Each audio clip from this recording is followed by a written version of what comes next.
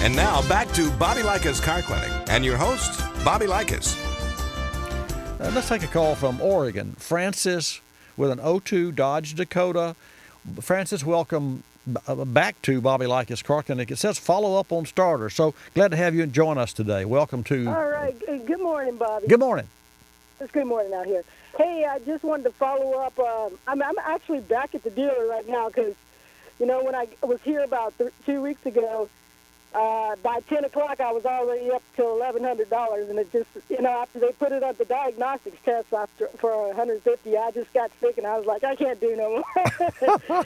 So here's the deal with the starter problem. Okay. He had checked everything out, and I had a really great mechanic on it, Dennis Kemper. He's been with the Dodge out here for 28 years, whatever.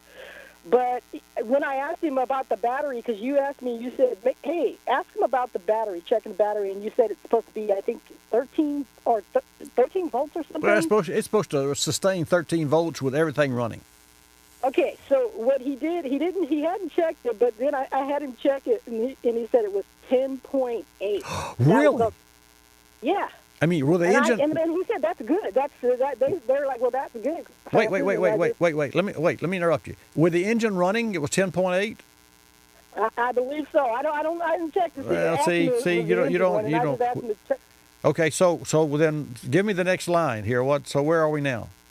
I'm gonna go ahead and have him do the starter this morning. At around about 4:30, 4:70.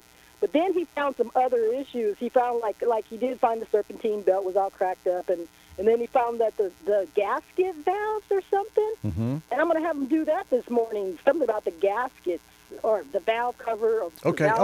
Yeah. Leaking oil. That can smell. Yeah, make a mess but too. I had a oil. I left. I went to Oil Can Henry's, and I spent about $150, $160 there. I had them do the oil change, serpentine belt. And I shared the wealth, but I'm back at the dealer to do the main stuff this morning.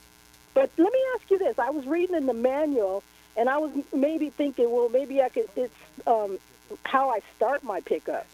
They were saying if you start it, and then it doesn't start, you wait 7 seconds. Something in the manual was talking about wait a few, whatever. Is there? I might have to change my behavior of starting my vehicle. Maybe that's the problem. No, I think you're on starting. I think you'll be okay on the other end. I think that you've got an automobile. Here's what cars do. Cars run just fine when they're new, and then you drive the new off of them.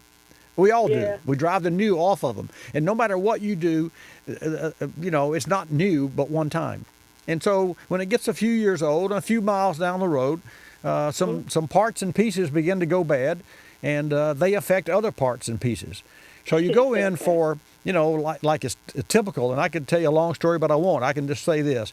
I've had many cars that came in that wouldn't crank, and it ended up having a bad starter because they had low voltage, when really, this is years ago, when really we found that it was an alternator belt, and the belt would slip, and it wouldn't really charge the battery, and the battery was low, so the battery was always under the gun. It was always unhealthy, and it never had that power to push that starter, and that burns the starter. A way to ruin a good starter is to have a bad battery or low voltage. Now, Francis, there, and you're at Dick's Country Dodge, right?